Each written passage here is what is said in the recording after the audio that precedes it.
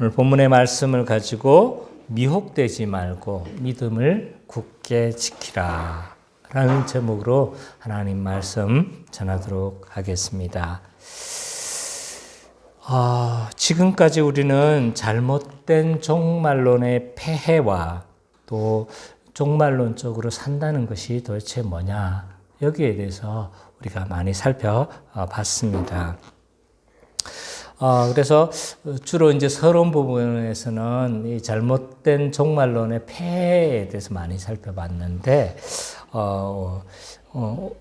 오늘 마지막 날에는 우리가 그러면 어떻게 이 종말론을 해석하고 이 종말론적인 것이 어떤 것이 바른 것이냐에 대해서 어떤 관점으로 바라봐야 되냐, 여기에 대해서 한번 좀 살펴보도록 하겠습니다. 먼저 성경적인 종말론은요, 예수 십자가 복음을 중심으로 해야 합니다.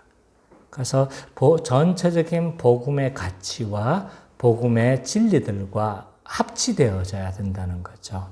그래서 전혀 이 복음과 또 우리가 알고 있는 십자가 복음과 서로 합치가 되지 못한다라면 그러한 종말론을 우리가 받아들일 수가 없는 거죠. 왜 우리는 세대주의가 잘못되어졌다고 말을 하는가? 거기는 십자가 복음의 위배가 되기 때문입니다. 세대주의는요, 원래 참된 구원이 유대인 중심으로 일어난다고 보는 거예요. 이게 문제예요. 물론 수정 세대주의에서는 이것을 받아들이지 않는 것으로 알고 있어요.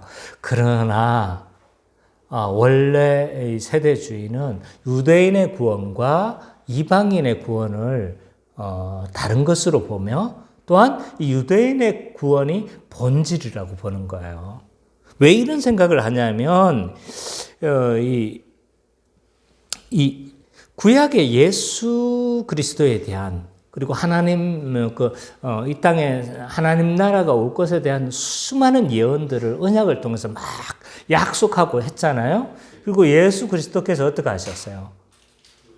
오시고 이것을 성취하셨잖아요. 믿으면 그 나라 안으로 들어가는 것이고, 믿으면 구원 안으로 들어가는 것인데, 근데 문제는 유대인들이 이걸 어떻게 한 겁니까? 유대인 대부분들이 이걸 안 믿은 거예요. 맞죠? 그죠?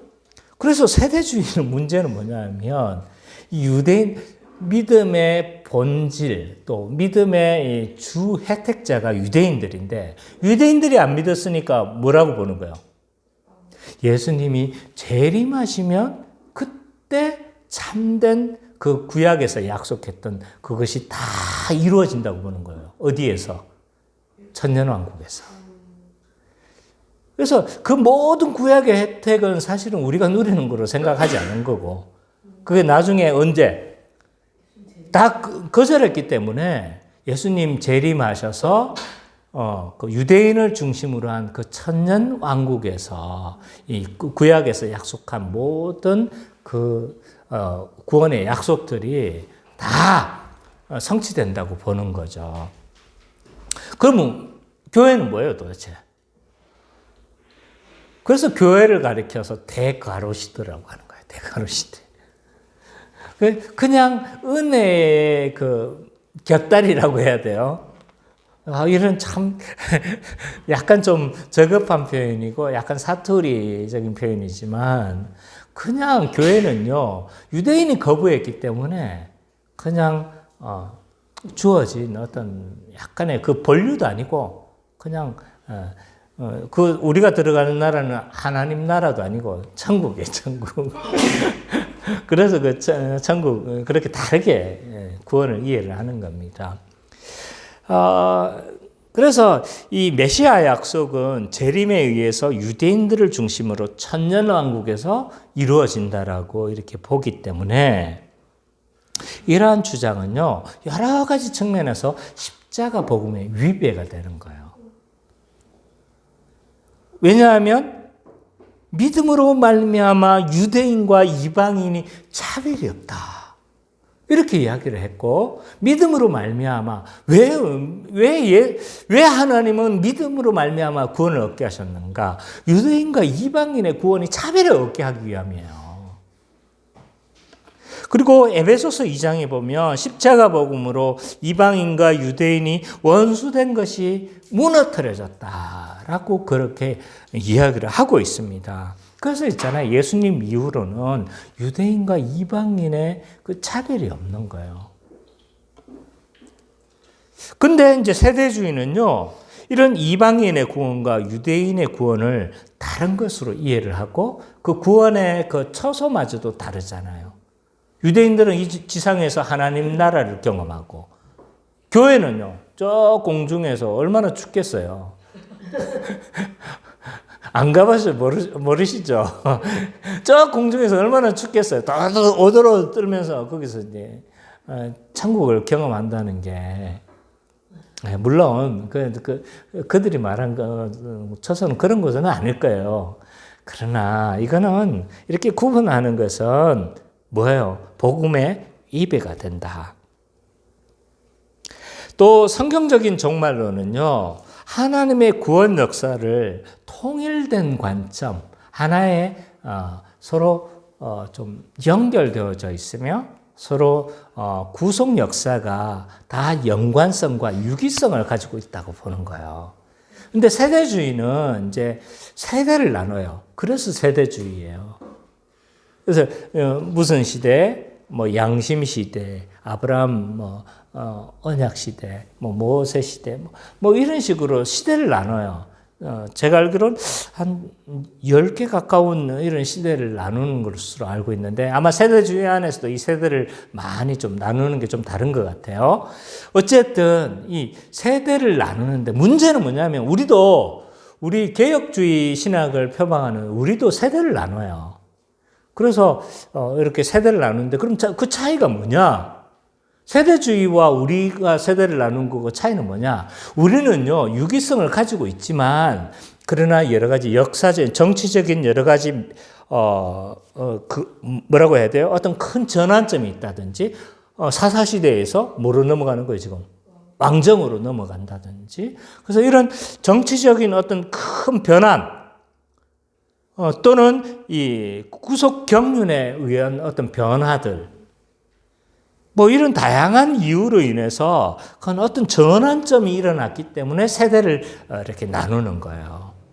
그래서 구분하기 쉽게 세대를 나누지만 그럼에도 불구하고 이런 하나님의 구속 역사와 구원의 방법은 여전히 뭐하다? 동일하고 하나님의 구속 경륜은 서로 유기적으로 연결되어져 있다고 보는 거예요. 근데 세대주의는 뭐가 차이가 있습니까? 동일하게 세대를 나눠요. 근데 세대를 나누는데 이 세대가 다 단절되어져 있습니다. 그래서 율법 시대에는 뭘 지킴으로 구원을 얻는 거예요? 율법을 지킴으로 구원을 얻는 거예요. 그 이전에 또 예를 들어서 아브라함이 나타나기 전과 이 아담 이후에 창세기로 보자면 4장부터 11장까지의 그 시대를 가리켜서 양심 시대라고 해요. 양심. 그래서 양심으로 구원받는 시대로 이렇게 보는 거예요. 그러니까 다 시대마다 뭐가 다른 거예요, 지금? 구원 경륜이 다 다른 거예요. 하나님은 한 분이신데 왜 구속 경륜이 다른 거예요? 이건 우리가 뭐 할 수 없다? 받아들일 수가 없는 거죠.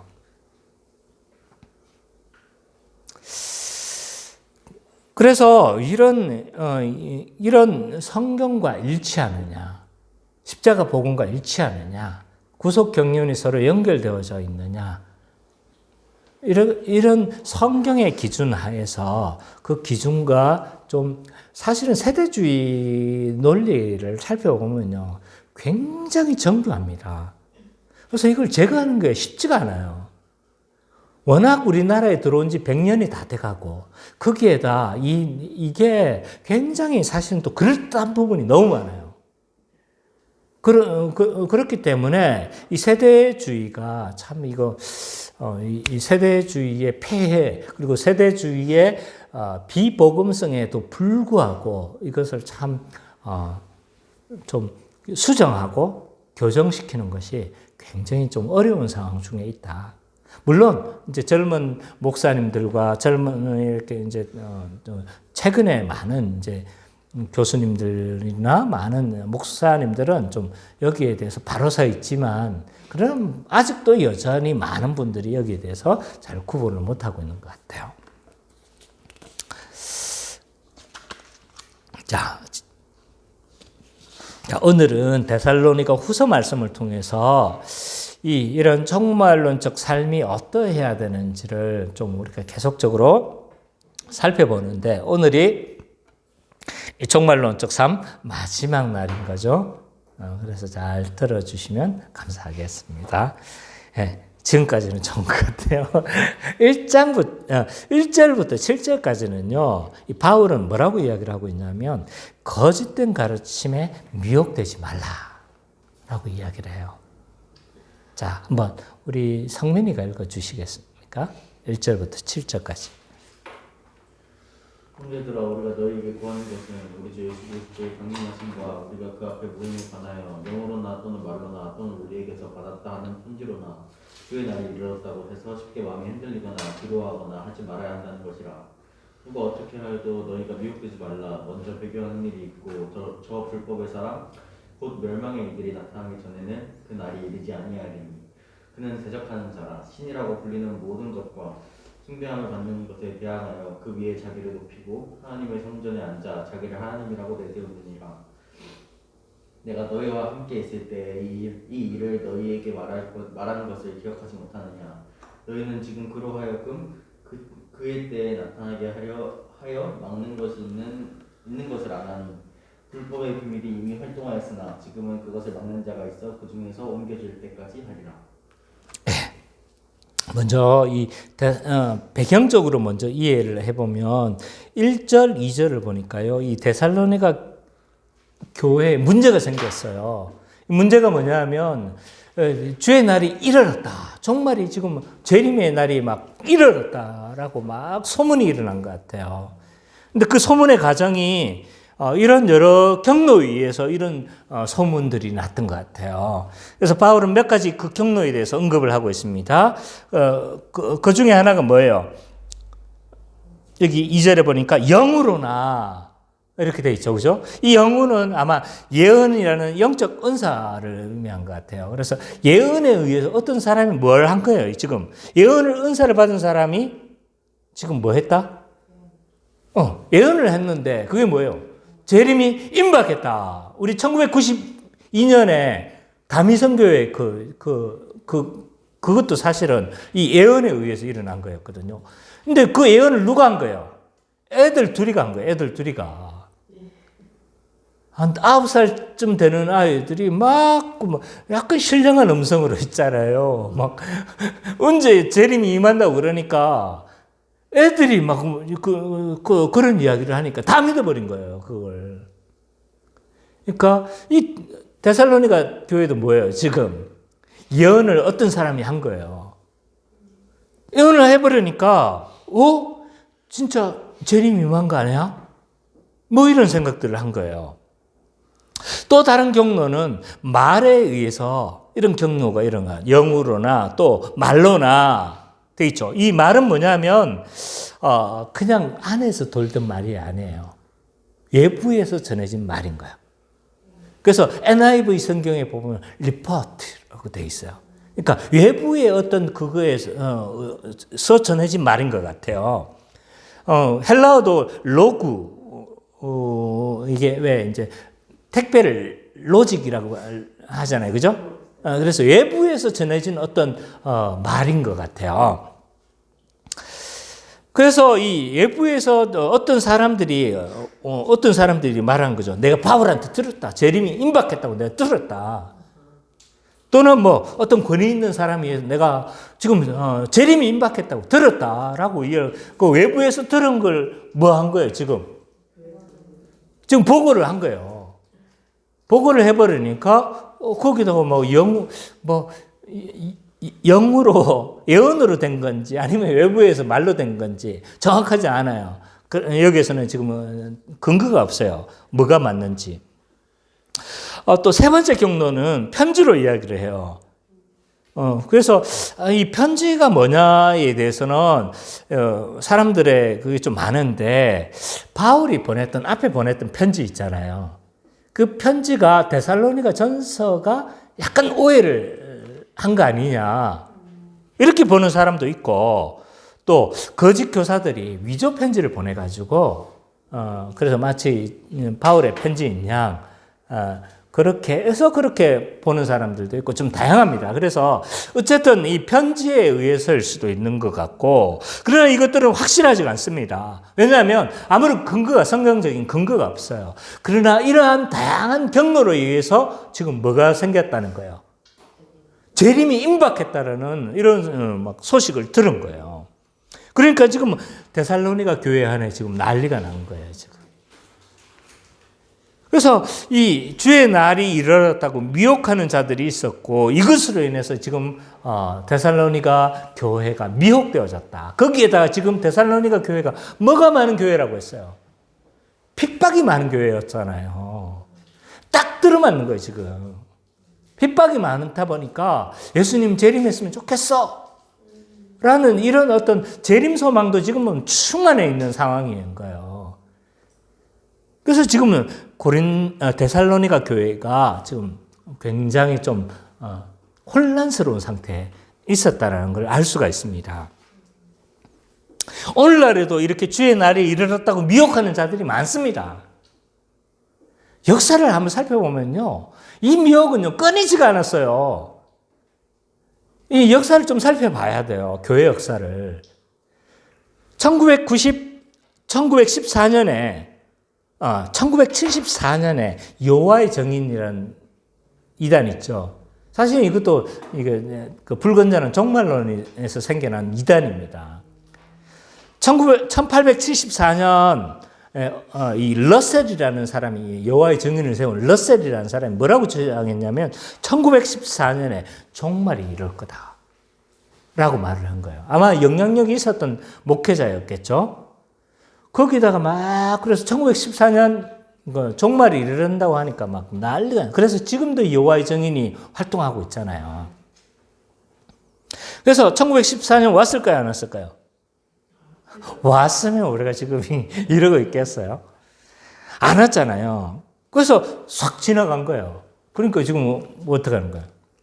그때 지도자는 러셀은 없고 그 다음 후계자가 누구였냐면 리더포드라는 사람이었어요. 근데 뭐라고 변명을 했을까요?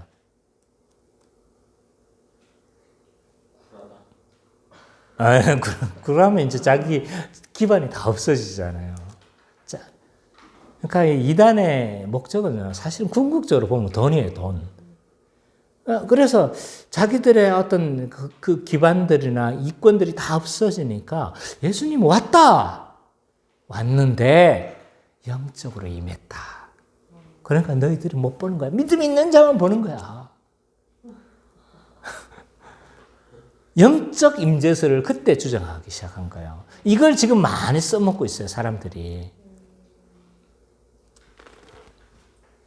그래서 영적으로 왔지만 우리가 눈에 보지 못하는 거다. 이렇게 주장을 하는 겁니다. 이걸 누가 차용했어요? 다미성교회가 그대로 차용했잖아요. 왔는데 처음에는 자기도 혼란스럽다고 이야기를 하면서 나중에 발표한 게 뭐냐면 영적으로 오셨다. 그것도 이제 안 되니까 뭐라고 했냐면 잘못을 시인하긴 했어요. 그러나 이장림 씨가 지금도 내가 알기로는 엄청난 부를 지금 한 걸로 알고 있거든요. 그거 다 안 돌려줬잖아요. 안 돌려준 데다가 지금도 아마 얼마 전에도 내가 듣기로는 목사직을 하고 있는 거예요. 그러니까 역사를 살펴봐야 돼요. 헤아릴 새 것이 없다니까요. 오늘날 일어나는 이단들은 다 과거에 일어났던 이단들이에요. 신천지도 마찬가지입니다. 주의 날이 영적으로 임했다고 믿어요, 이 사람들은. 주의 날이 임했는데 이만희의 가르침과 또 이 이만희에 의해서 예수 영적으로 임한 그리스도와 합의를 한다는 생각을 가지고 있어요. 이 합일 사상이 그 신천지에서는 굉장히 중요한 교리 중에 하나거든요. 그래서 합일이 되는 그때 온전한 주의 날이 임한다라고 보는 거예요. 약간 변형시킨 거죠, 그죠?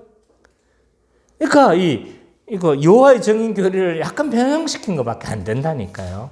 더 정교해지고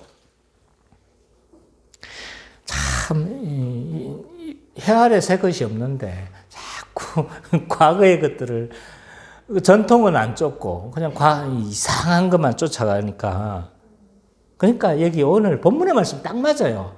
왜 그 미혹되게 하냐? 그들을 멸망시키려고 하려고 하는 것이 맞는 거예요.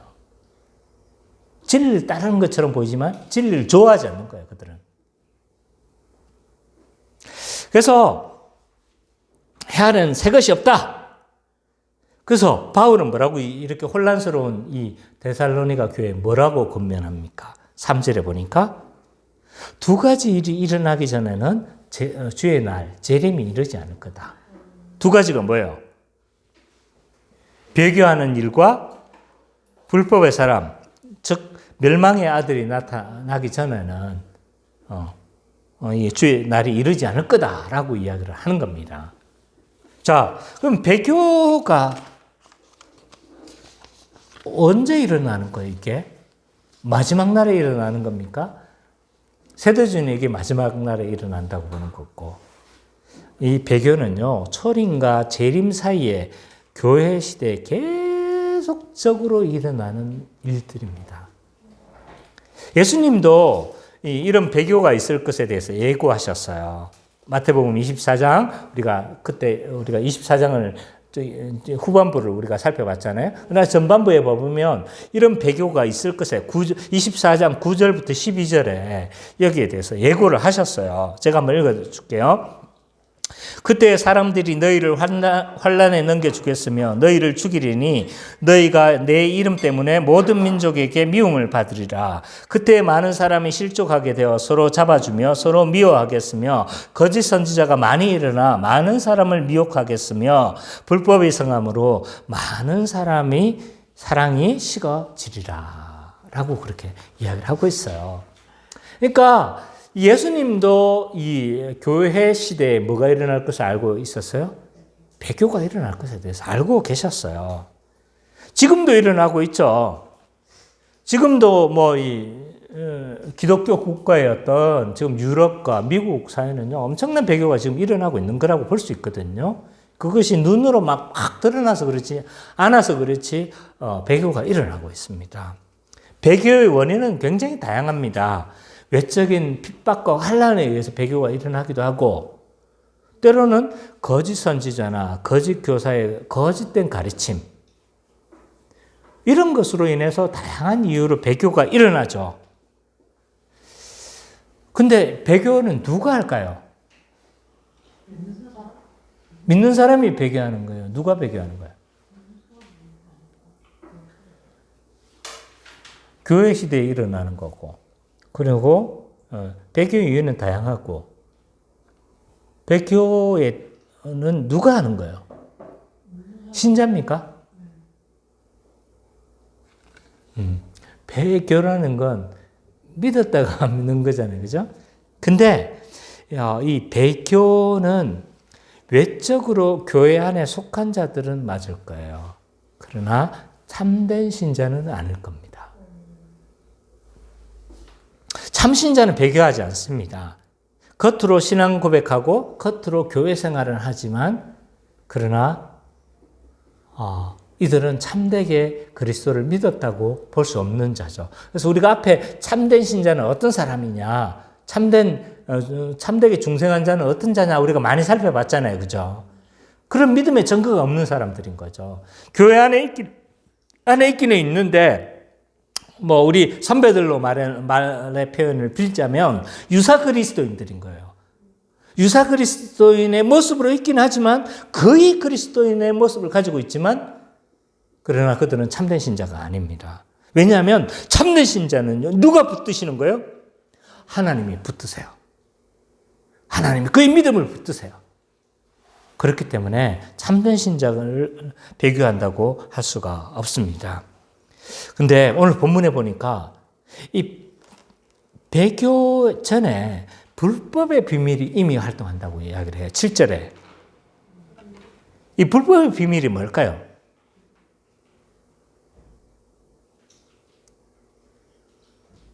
배교 전에는 반드시 이 불법의 비밀이 활동한다는 거예요.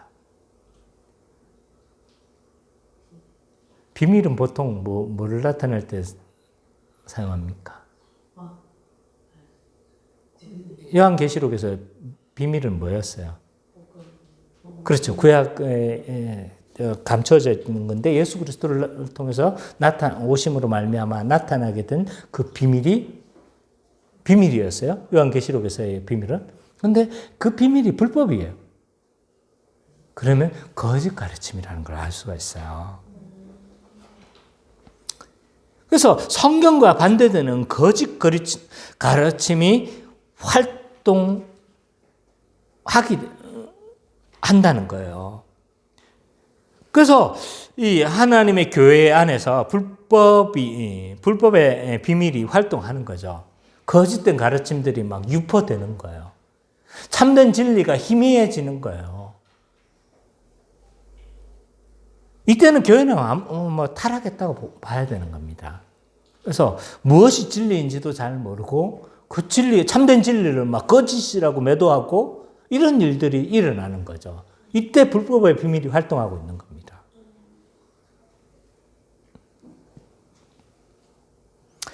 그래서 이런 불법의 비밀이 활동하기 시작하면요, 진리가 성하지 못하게 되는 거죠. 진리가 성하지 못하면 반드시 배교의 현상이 나타날 수밖에 없다. 이 세대주의는 불법의 비밀을 비밀 단체, 결사 단체로, 그러니까 음모론에서 말하는 그런 있잖아요. 프리메이슨이나 이런 것 쪽으로 보는 거예요. 자, 그리고 배교는 그렇다 치고, 그럼 또 누가 나타난다고 해요? 불법의 사람, 멸망의 아들. 오늘 이 데살로니가 후서에서만 해도 이 적그리스도에 대한 명칭이 굉장히 다양하게 나타나고 있습니다. 불법의 아들이다, 멸망의 사람이다, 굉장히 많은 용어를 사용하면서 그를 지칭하고 있습니다.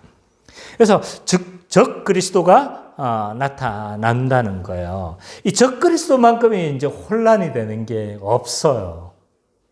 이 적그리스도와 연관되어서 이제 논쟁이 일어나, 이게 굉장히 사실은 치열합니다, 이게. 예, 불법의 사람이, 그러니까, 듣고 있나요? 이 적그리스도가 교회 시대에 계속 일어나는 사람이냐, 아니면 역사의 마지막에 나타날 사람이냐, 이게 굉장히 좀 논란이 많습니다. 특히 데살로니가 후서는 조금 더 그래요. 요한 서신을 보면요, 적그리스도는 교회 시대에 계속 나타나는 사람이에요. 근데 바울 서신을 봐보면 약간 좀 역사의 뒤쪽에 나타나는 것처럼 약간 설명이 되어지거든요. 그래서 여기에 대해서 이게 좀 논란이 많습니다. 그래서 이 두 무리로 나누는데, 이 교회 시대에 계속 일어나는 무리로 보는 전면에 누가 서고 있냐면 벌카우어라는 사람이에요. 이거 오래전에 소천하신 분인데, 이 벌카우어와 그를 따르는 대부분의 학자들은 모든 시대에 적그리스도는 나타난다. 저도 그렇게 믿고 있습니다.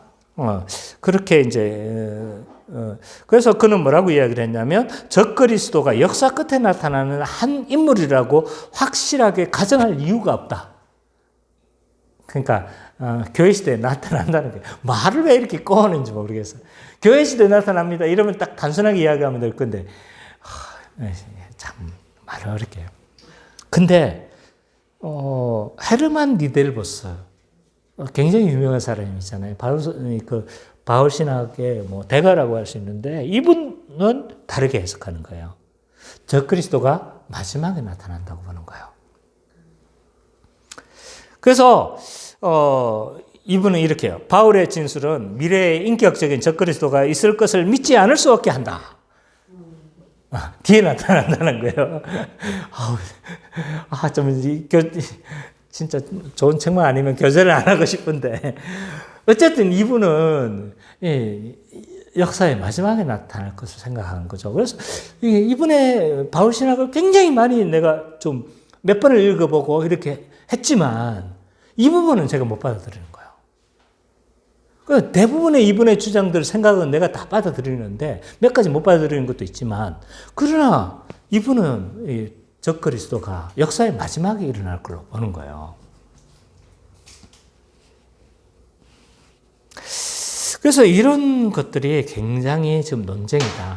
그러나 뭐 어떤 것을 취하든 상관이 없으나 제가 보기엔 무천년의 입장에서 본다라면 적그리스도는 교회 시대 계속 일어나는 인물로 볼 수밖에 없고 역사의 마지막에 어쩌면 또 큰 적그리스도가 일어날 수도 있어요. 그건 크게 중요한 건 아니라고 저는 생각해요.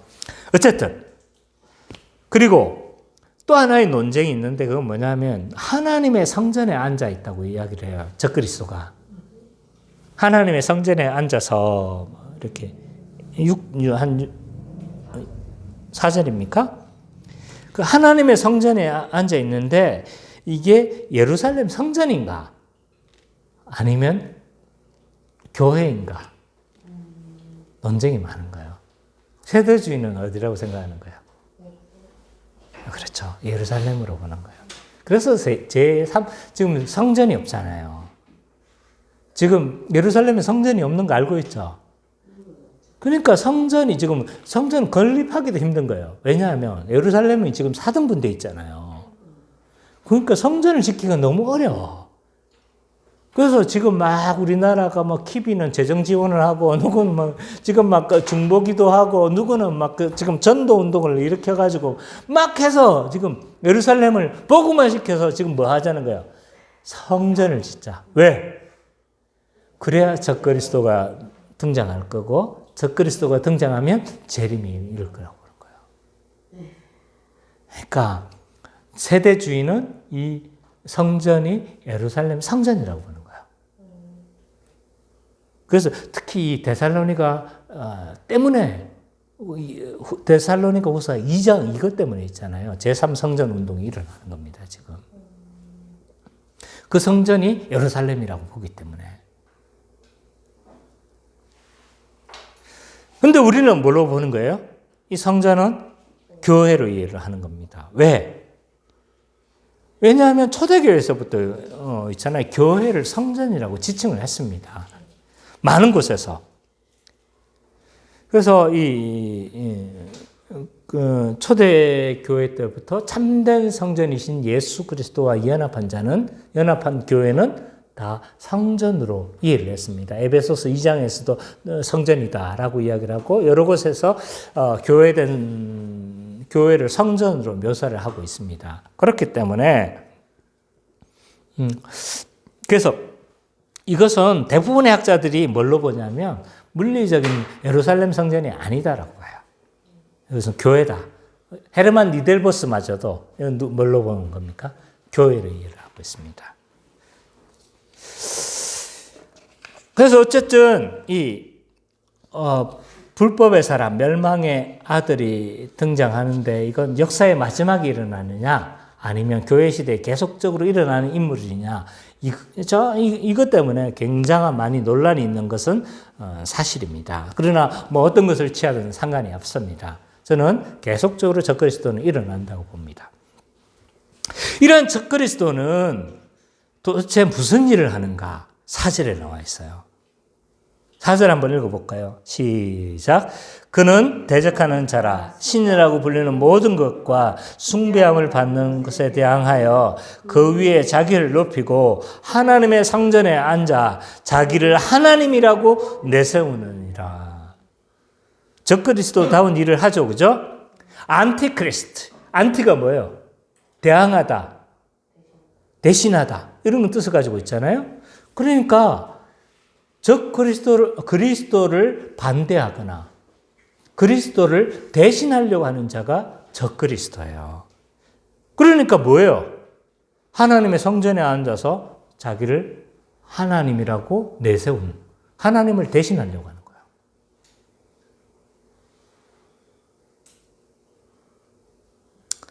그리고 9절부터 10절까지를 쭉 9절 10절을 보면요. 적그리스도가 나타나는 이유에 대해서도 설명하고 있습니다. 9절 10절 한번 읽어볼까요? 우리 선미자매가 좀 읽어주시겠습니까? 악한 자에 나타나는 사탄의 활동에 따라 모든 능력과 표적과 거짓 기적과 우리 모든 속임으로 멸망하는 자들에게 있으리니 이는 그들이 진리의 사랑을 받지 아니하여 구원함을 받지 못합니다. 진리의 사랑을 받지 아니하여 구원함을 받지 못함이라. 그러니까 적그리스도가 나타나서 자기가 하나님이라고 하나님을 대신하려고 하고 또 뭐 하려고 하는 거예요? 표적과 기적과 또 능력을 나타내서 이 속임수를 가지고 미혹을 하는 거죠. 그래서 이 적그리스도가 나타난 이유는 뭐냐면 많은 사람들이 적그리스도가 나타나면 어떤 생각을 가지죠? 적그리스도가 나타나면 무슨 일을 할까라고 생각할 때 대부분의 사람들은요, 적그리스도는 신자를 멸망시키려고 한다고 생각해요. 신자를 막 미혹해가지고 그래서 멸망시키려고 한다고 생각하는 거죠. 근데 오늘 바울 사도는 그렇게 이야기 안 해요. 물론 적그리스도는 할 수만 있다면 신자라도 넘어뜨리려고 할 거예요. 그러나 그는 누가 붙들고 있다? 하나님이 붙들고 있는 거예요. 그래서 지금 누구를 멸망케 하기 위해 그래요? 신자를 멸망하게 하는 것이 아니라 멸망하는 자들을 미혹하기 위함이다. 10절에 나와 있죠. 그죠? 멸망하는 자들에게 있으리니 라고 이야기를 하는 거예요. 멸망하는 자들을 미혹하기 위한 겁니다. 그 미혹하기 위해서 능력과 표적과 기적을 이렇게 행사하는 거죠. 초자연적인 행위입니다. 초자연적인 것들. 그러니까 능력이라는 건 디나메이라고 해가지고 다이너마이트에서 파생된 단어입니다. 다이너마이트 능력 그것처럼 있잖아요. 뭐 한 거예요? 그래서 불법한 자의 배후에 있는 어떤 이적을 행사하는 겉으로 드러나는 힘인 거예요. 내적 힘이 아닙니다. 여기서는. 그리고 표적은 뭐냐 하면 불법한 자의 행동을 의미 있게 하고 믿어지게 하는 어떤 증거 같은 것들이에요. 기적은요. 그로 인해서 생겨나게 되는 경이감을 의미합니다. 자, 근데 이게 보세요. 능력과 표적과 기적을 행사하는데 근데 이게 보니까 거짓을 바탕으로 한다고 이야기를 하고 있어요. 악한 자의 나타남은 사단의 활동을 따라 모든 능력과 표적과 거짓 기적과 불의의 모든 속임으로 멸망하는 자들에게. 그러니까 이게 뭐냐 하면 행사하는 것처럼 보이는데 그것이 거짓으로 일어나는 거라는 거예요. 거짓으로. 거짓을 바탕으로 한다는 거예요. 근데 한번 생각해 보세요. 예수님도 능력과 표적과 기적을 행하셨어요. 왜 그런 거예요? 하나님 나라의 복음과 하나님 나라를 이 땅에 가져오신 거잖아요. 그것을 믿어지게 하는 것이고, 그것을 받아들일 수 있도록 하기 위해서 예수님도 능력과 표적과 기적을 사용하셨어요. 근데 사단도 뭐 하는 거예요, 지금? 적그리스도도 똑같은 걸 사용하는 거예요. 그래서 기적이 일어난다고 다 믿어서는 안 되는 거예요. 그것이 속임으로 나타나는 것이다. 지가 무슨 능력이 있겠어요? 속임수를 행하겠지.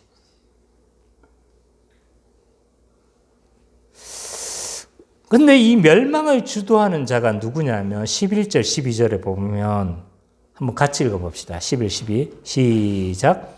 이러므로 하나님이 미혹의 역사를 그들에게 보내사 거짓 것들을 믿게 하심은 진리를 믿지 않고 불의를 좋아하는 모든 자들의 하여금 심판을 받게 하려 하심이라. 이 멸망을 주도하는 자가 누구예요?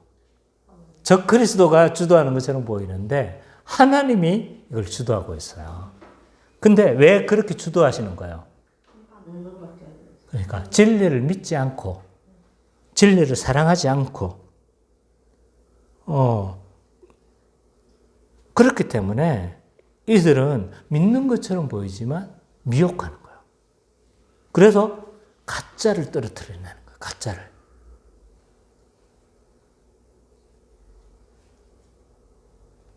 그래서 진리의 사랑을 받아들이지 않았기 때문이다. 10절에 보면. 그리고 12절에 보니까 진리를 믿지 않고 불의를 좋아하기 때문이다. 라고 그 근거를 이야기를 하고 있는 거예요. 이들은 마치 진리 안에 있는 것처럼 보이지만 진리를 뭐 하지 않는 거예요? 그 진리 안에 있는 사랑을 받아들이지 않는 거예요. 그러니까 받아들이지 않고 믿지 않으니까 교회적 삶을 살지 않고 그 참된 믿음의 표가 안 나타나는 거예요. 그리고 진리를 믿지 않고 불의를 좋아하는 거예요, 속으로는. 그래서 이런 가짜를 걷어내기 위해서 하나님 뭐 하시는 거예요?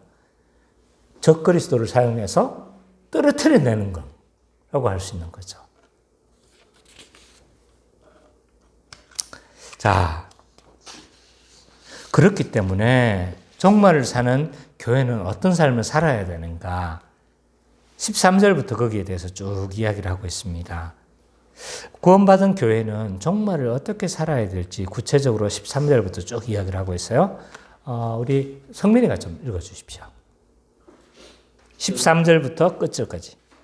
주께서 사랑하시는 형제들아, 우리가 항상 너희에 관하여 마땅히 하나님께 감사할 것은 하나님이 처음부터 너희를 택하사 성령을 거룩하게 하심과 진리를 믿음으로 구원을 받게 하심이니, 이를 위하여 우리의 복음으로 너희를 부르사 우리 주 예수 그리스도의 영광을 얻게 하려 하심이니라. 그러므로 형제들아, 굳건하게 서서 말로나 우리의 편지로 가르침을 받은 전통을 지키라. 우리 주 예수 그리스도와 우리를 사랑하시고 영원한 위로와 좋은 소망을 은혜로 주신 하나님 우리 아버지께서 너희 마음을 위로하시고 모든 선한 일과 말에 굳건하게 하시기를 원하노라. 결국 한마디는 뭐냐면 너희에게 전해주는 그 복음을 굳게 지키라는 거예요. 그 복음을 굳게 지켜야 되는데 그걸 말하기 전에 13절과 14절을 보면 너희가 어떻게 구원받았는지에 대해서 이야기를 해요. 어떻게 구원받았대요? 너희를 택했다, 하나님이. 그 구원은 하나님 편의 그 호의에 의해서 하나님이 택하시고 하나님이 일방적으로 너를 택했지 않냐. 그리고 성령의 거룩하게 하심으로 너희가 구원받았다고 이야기를 해요. 그리고 성령의 거룩하게 하심과 진리를 믿음으로 구원에 이르는데 구원의 핵심은 성령 주심이죠. 그죠? 그래서 성령의 주심으로 그리스도의 복이 우리에게 임하는 것이고 그 새 언약이 성취되어지는 것이며 또 구원을 이루는 이 매개체가 진리잖아요. 그죠? 그 진리를 믿게 하시는 분도 성령님이시고 그래서 그 모든 성령님에 의해서 우리가 받는 모든 복됨들이 성령님을 통해서 그렇게 구원 얻게 하셨는데 그렇게 구원받았는데 미혹하는 자를 통해 멸망받는 것은 되냐 안 되냐 이 말이에요. 있을 수도 없고 있어서도 안 되고 합당하지 않다는 거예요. 그렇기 때문에 종말을 사는 신자들은 어떻게 해야 됩니까? 15절. 그러므로 형제들아 굳건하게 서서 말로나 우리의 편지로 가르침을 받은 전통을 뭐라? 지키라. 굳건하게 서라요. 진리에 굳건하게 섰고 말씀 안에 굳건하게 서서 그 가르침 받은 대로 그걸 잘 지키라는 거예요. 사도적 진리들을 어떻게? 수호하라. 그래서 이 종말을 사는 신자가 해야 되는 일들은 뭐냐? 진리를 수호하는 거야. 진리를 수호하는 일. 진리를 온전히 알고 믿고 그것 안에 굳건하게 서는 것이 만세를 사는 신자가 해야 될 일이라고 바울 사도는 지금 이야기를 하고 있는 겁니다. 그러면 가르침 받은 전통을 지키라. 사도적 신앙을 사수하라는 건데 사도적 신앙이 뭐예요? 이 사도적 신앙이라는 말도 사실은 익숙하지가 않아요, 교회 안에. 사도적 가르침 위에, 사도성 위에 교회가 섬에도 불구하고 사도적 진리 안에 교회가 섰다라는 말을 하면 갸우뚱갸우뚱해. 우리는 많이 들었잖아요. 사도적 진리 위에 섰다는 거. 그럼에도 불구하고 사도적 진리 위에 서야 된다는 말을 하면 교회가 무슨 속성 안에 지금 선 거예요? 4대 속성 안에 선 거잖아요. 4대 속성이 뭐예요? 그렇죠. 우리 고등도 알잖아요. 우리 고등도. 통일성, 거룩성, 보편성, 사도성. 그 위에 안에 교회가 세워졌고 그 특성을 가지는 거예요. 그러면 교회는 사도적 가르침 위에 교회가 서는 거예요. 사도적 진리에 서야 된다라는 말을 하면 뭐지? 또 다른 말로 말하면 복음 위에 굳게 서야 된다는 거예요. 그럼 그 복음이 뭐냐는 거예요. 사도들이 가르쳤던 그 복음이 뭐냐는 거예요. 물론 성경 전체예요. 이렇게 성경 전체라고 말하면 이게 너무 좀 넓어 보이고 이건 너무 좀 약간 추상적으로 보일 수밖에 없는 거죠. 이걸 규정하는 것이 굉장히 어렵습니다. 성경 전체인데 성경 전체를 우리가 알 수도 없는 거고 그러면 핵심 요지는 뭐냐? 사도적 진리의 핵심 요지는 뭐냐라고 했을 때 몇 가지를 우리는 언급할 수 있는 것 같아요. 물론 더 사람들에 따라서 이걸 더 말하고 싶고 이걸 더 추가하고 싶을 저는 인정합니다. 복음은 굉장히 폭넓으니까. 그러나 이것만은 제가 빠져서는 안 되겠다는 몇 가지들을 저는 좀 이야기를 하고 싶어요. 그게 뭐냐면 사도적 진리는요. 첫째로 그리스도의 십자가 부활에 대한 진리입니다. 사도들이 설교를 참고해 보면요. 사도행전의 사도들의 설교를 살펴보면 사도들의 설교 핵심은요. 십자가와 부활이었어요. 특히 사도들은 부활을 더 중심으로 진리를 전했어요. 그래서 십자가와 부활은 붙어있는 진리라고 할 수 있잖아요. 그죠? 그러니까 이 십자가 부활에 대해서 빼놓고 이야기를 할 수가 없습니다.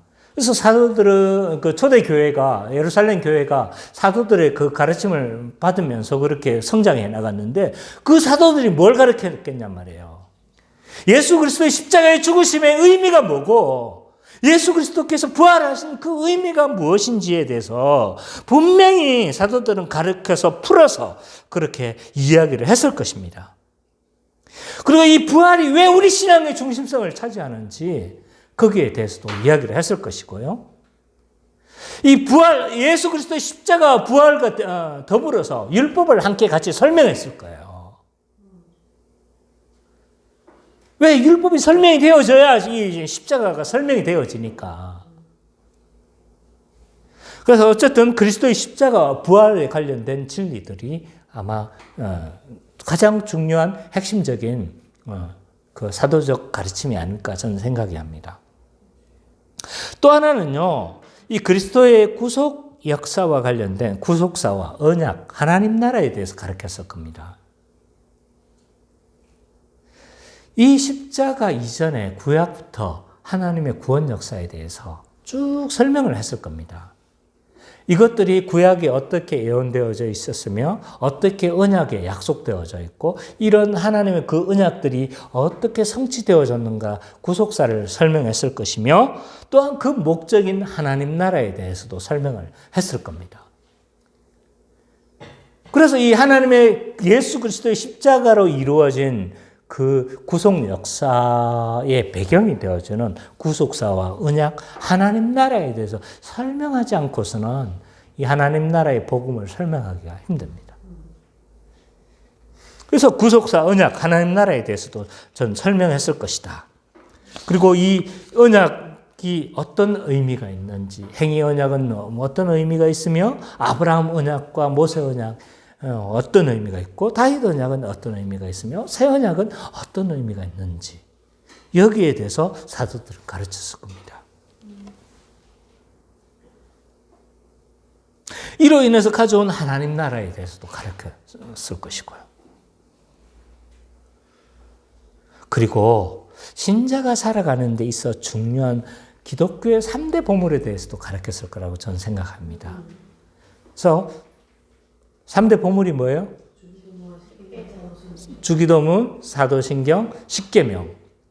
이건 우리 기독교의 3대 보물로 여겨집니다. 그래서 이 모든 신앙 고백서라든지 요리문답은요, 이 세 개를 기본으로 해서 이렇게 구성이 되어져 있습니다. 심지어 하이델베르그 문답도 이 세 개의 구성으로 구성되어져 있어요. 물론 사도신경은 성경에 없기 때문에 이 사도신경의 그 순서를 따르지는 않지만 그 사도신경에서 말하고 있는 복음의 핵심 내용을 웨스트민스터 신앙고백서와 소요리 문답, 대요리 문답에서는 그것을 다 이런 과정을 그대로 하고 있어요.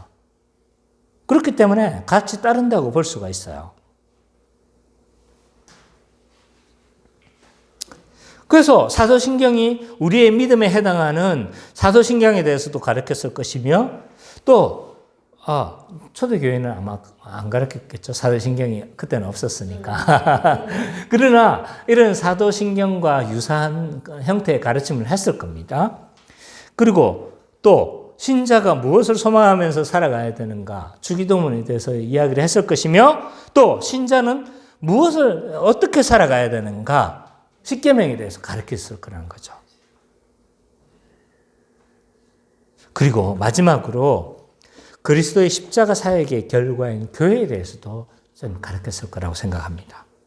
교회는 어떤 존재이며 어떤 모습으로 살아가야 되는가, 그리고 교회의 사명은 무엇이며 교회에 주신 하나님의 권세는 무엇인가, 그 영광은 뭔가, 이 교회와 관련되어진 모든 진리들을 사도들은 가르쳤다고 저는 생각합니다.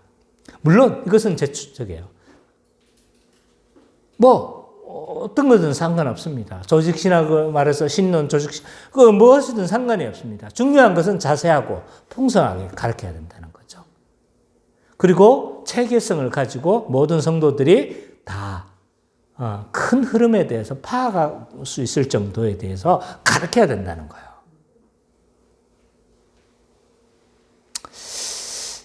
자, 이런 사도적 진리를 굳게 내가 가르쳐준 이런 진리들에 대해서 굳게 너희들은 붙들어야 된다라고 이야기를 하고 있습니다. 근데 현실은 어떠한가? 오늘날 우리 현실을 보면 사도적 진리가 잘 개성되어지고 있나 질문했었을 때 참으로 우려스럽습니다. 저는.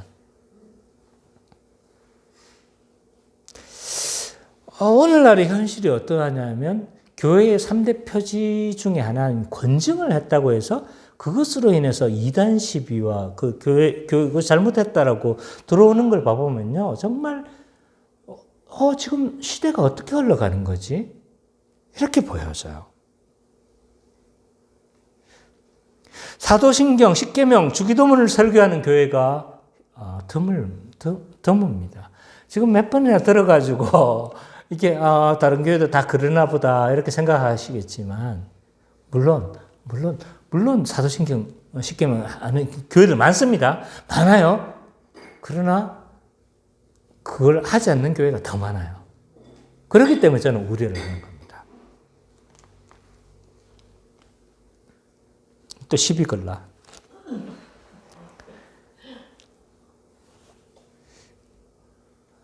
그리고 이 부목사로 섬겨볼 때 사도신경의 의미를 모르는 성도들이 대부분이라는 것을 저는 알고 있습니다.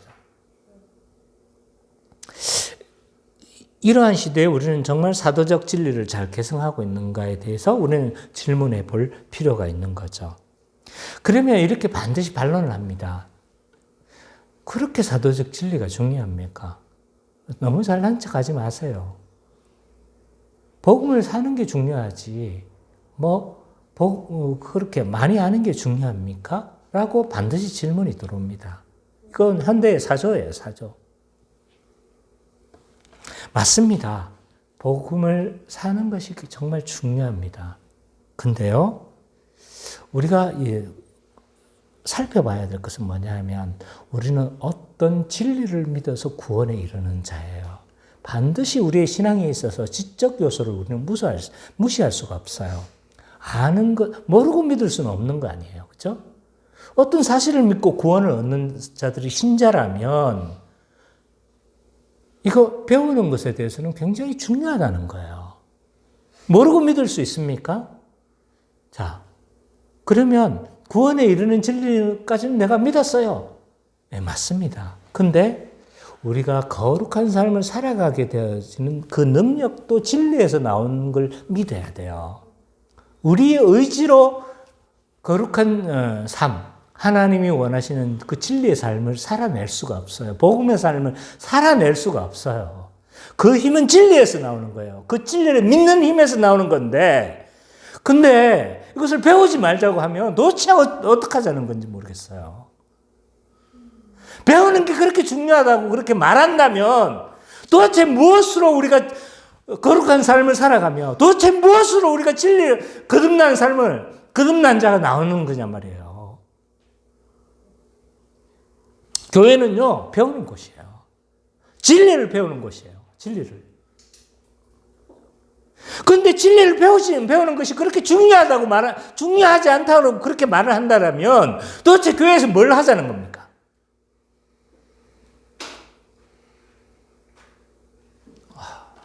컴다운. 네. 자, 우리는 사도 바울이 말한 것처럼 가르침을 받은 그 전통에 굳게 서야 합니다.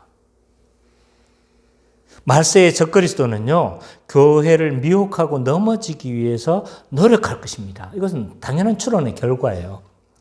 그러면 그 미혹의 바탕에는요, 반드시 불법의 비밀이 활동하게 되어져 있습니다.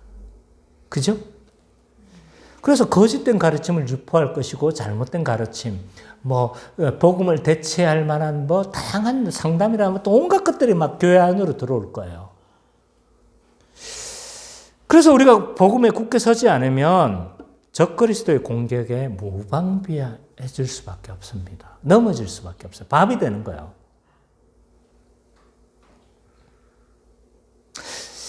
그렇기에 교회는 뭐 해요? 복음을 뭐 해야 됩니까?